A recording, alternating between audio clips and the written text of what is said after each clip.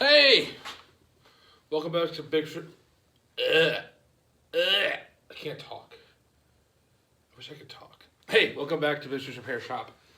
What's the deal with 3-point hitches? It's coming up. Pretend I roll intro, but I don't roll intro. So tonight we're going to do the continuation. This is part 5 in our What's the Deal With series. And last week after the What's With the Deal With PTOs? Yeah, it was PTOs last week. It's a long time ago. My buddy Thad, Shoemaker from Shoemaker Guitar Works, link in the description. Check his channel out. He does a bunch of guitar repair stuff down local guy to me's where I take out whenever it's a guitar problem that I can't take care of. It goes down to Thad. He asked about what's the deal with 3-point hitches, and so I said, hey, that's a good option. Mostly because I don't have anything with 3-point hitches in my garage, and we only actually have one tractor out the farm with a 3-point, and it's that 1850 that everyone loves. So you'd think I would film this at the farm next to that, but, well, it's 10:15 on a Thursday. Not going to the farm for that. Sitting next to Otis here. Oh, by the way, we named this thing Otis, so gonna be hard to sell. So what's the deal with 3-point hitches? So 3-point hitches, a lot of people use them. A lot of people have been around them. You kind of wonder what they work. There's some terms that are thrown around: top link, draft control, yada yada yada. I'm going to try and simplify it tonight. We're going to talk about the history of 3-points, and then the different manufacturers, what they were doing, sort of like it, and why 3-points ended up being the right way. So 3-point hitches were invented. The patent came out in 1927 by Henry Ferguson. Sounds familiar? Maybe you've heard of him before. And he designed it because back in the day, a lot of the tractors everything was pulled by the hitch. That looks better. Everything was pulled off the hitch. And what could happen is, partially when you're trying to drag the whole load along and it's a separate unit from the tractor, it's harder for the tractor to pull it. You can't get as much weight. Like the weight of the implement is also not as like where it's going, like, touching the ground is that weight getting transferred, but it's also rolling on wheels. So not all the weight of the implement is being transferred to the tractor, which means that the tires they're not getting as much traction when it's with just the trailer or just with the hitch, like what things were. The other problem is a safety issue. If you're using a hitch and you hit something hard and it stopped your implement, your tires are still going. You'd be going down the track. You'd be going down track. I'm talking pulling. You'd be going across the field. You hit something really hard. Well, it's hard enough to stop your plow, but it's not hard enough to stop your tractor. Your tractor keeps going. Your tractor's going to go whoop like this, and then you're going to have a bad day. Fall off the tractor. Farmers are getting killed.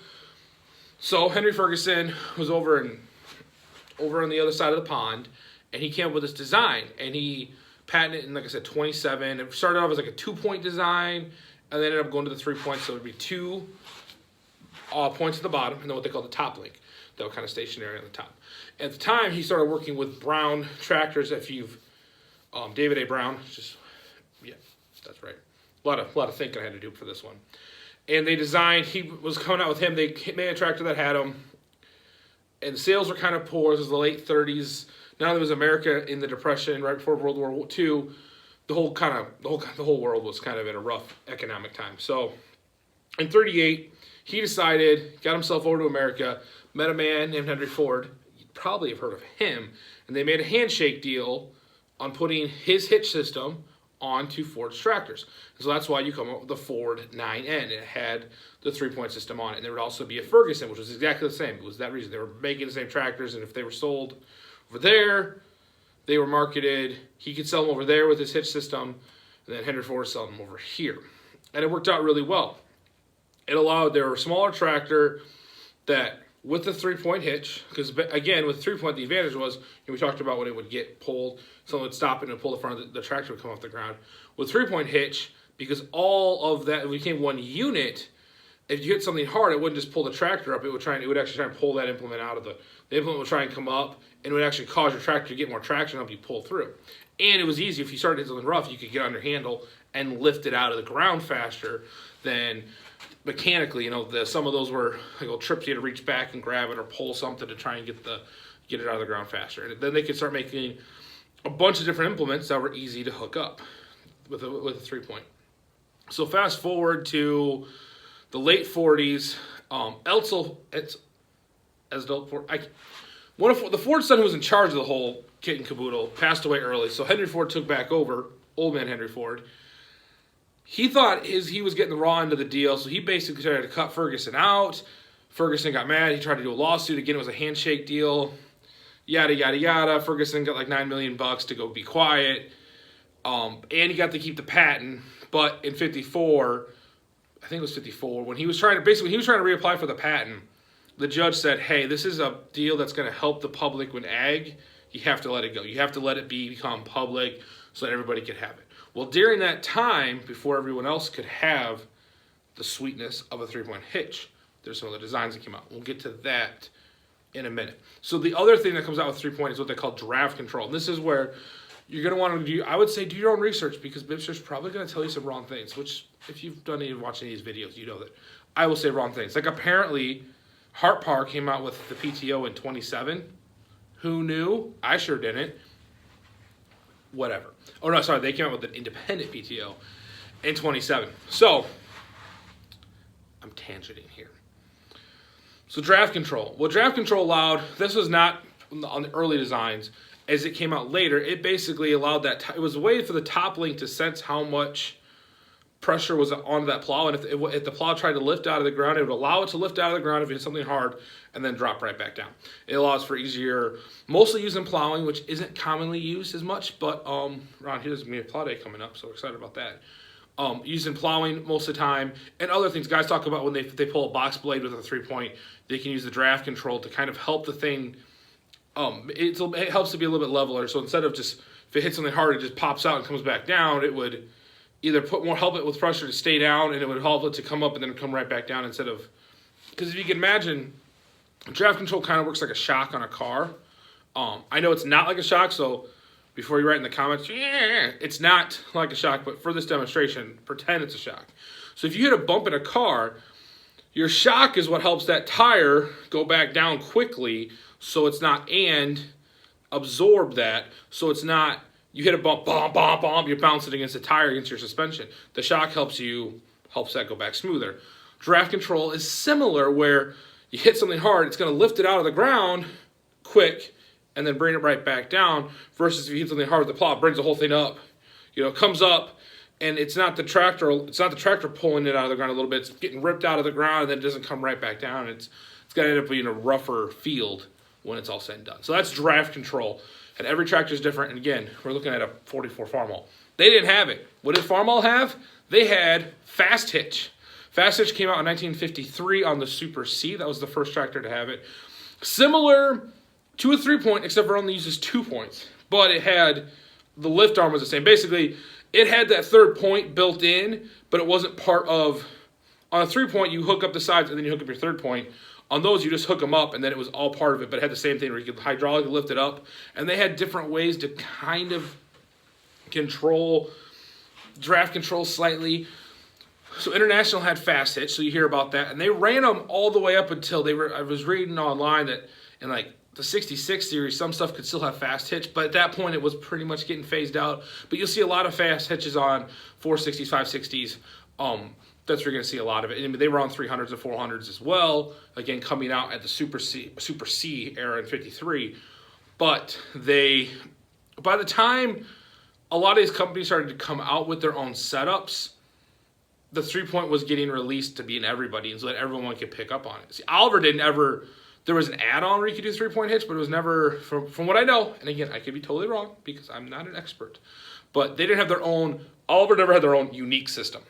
They would have just used 3 points once they could put 3 points on. And so International had the fast hitch. Allis-Chalmers had the snap coupler, which again, same kind of a concept. I mean, everybody, if you're an Allis-Chalmers guy, you're going to tell me how snap couplers are the best.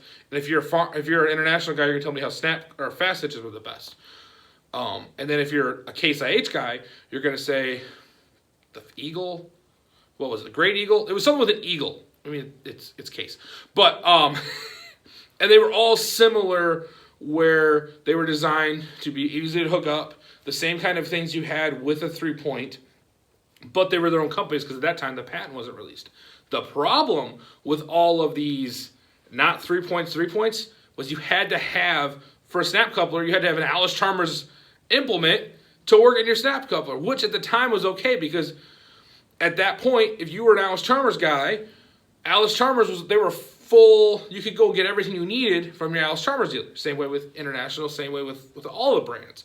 And so it was fine, but as people wanted to start picking and choosing, like I like Oliver plows, but I can't hook up to that if I have a fast, when that started to, when that crossover between brands happened, they had to go to a universal setup. So that's why once the 3-point was allowed to be put on every manufacturer put it on there, and it was the right, way to go. Now, yes, there was probably, you can hook up a snap coupler or a fast hitch faster than you can a 3-point, but when everything is, it was, in a way, it was 3-point was the one that won because there was more of them out there. If you look at the numbers of Ford 9N, 8Ns, and 2Ns that were produced that would have had 3 points on them, there was figuratively 1.5 billion of them.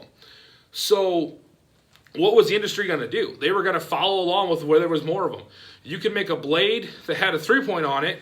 You knew all the Ford guys had 3-point. They were going to be able to hook up to it. At that point, other manufacturers were starting to go that way. And that's the way it ended up working. So we're now, you can have your biggest tractors. I mean, at the time it was, for plowing and smaller stuff, and a lot of smaller implements is what you have 3-point on. And now, everything. I mean, you can have your planters are all run on 3-point, just because of the ease of what it's more accessible. You can have the whole thing. It just works better. Let's just say that it just works better than having it off the drawbar. So I hope you learned something. It was a lot of fun on this one. This one was definitely a stretch for me because I didn't know. I mean, I knew Ferguson came up, Ferguson came up with it, and Ford, they had it. There was a partnership and a lawsuit and all that. But digging into all the different brands and what they had, and they all had their own hitch. I mean, I'd heard the terms, but just getting to learn a little bit more about it was a lot of fun. And I like doing this. I hope you guys like watching them. So thanks for checking it out. Like and subscribe. You guys know what to do. Thanks for all the new subscribers. We've been getting a ton lately, and it's been a lot of fun. I hope you guys enjoy it. As it gets warmer, it's warmer now, but as the summer goes, we're gonna get these things out and start playing out in the Poland track. So we're excited about that. We'll do some other fun stuff. We got some stuff to fix. Some other tractors that are gonna be rolling through here. So big news there. We're excited about that. So like and subscribe. I have a couple ideas already for some more what's the deal with. But if you have a question about anything tractor-wise, how things work, maybe but you just want to see if Bibster can figure it out. Maybe I didn't. I don't know. Throw it down in the comments. I love to read them. I try and respond to all of them that aren't spam. We get some weird spam ones sometimes. I know some of you other YouTubers get them. But leave in the comments. I'll like to check them out, get them on the list. I think I might have next week's already figured out, and that's going to be a fun one too. I actually have tractors that sort of make sense for that. Not, hey, I'm going to tell you about 3-point hitches. Here's a 44M that doesn't have one. Oh, that's the other thing too, is there was a little bonus content. So you can get 3-point stuff for all your older tractors and then make them work, which is really nice. So you can get, there's guys with 3 points on M's, there's guys with 3 points on older Olivers, because like I said, once it was the way to go, it made sense. You can go to anywhere and get something that's a 3-point hitch, and it's way handier and way simpler, especially for stuff like a blade and moving bales. Because okay, we'll throw this in. I was gonna be done, but we'll throw this in. So when my grandpa, we've talked about my grandpa when he farmed, when they never had a big baler, made big bales. We were talking tonight. So when they had a guy, the guy that was helping him farm, he would come in, he was making big bales for him. Well, at the time, he didn't have a way to move them.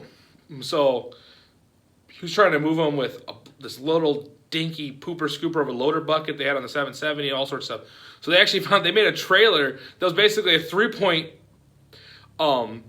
big bale mover on a trailer. So it's got to still be at the farm. But until they got the 1850 so they can move big bales. So that was always kind of funny to me. That was we didn't have a 3-point, so we had that.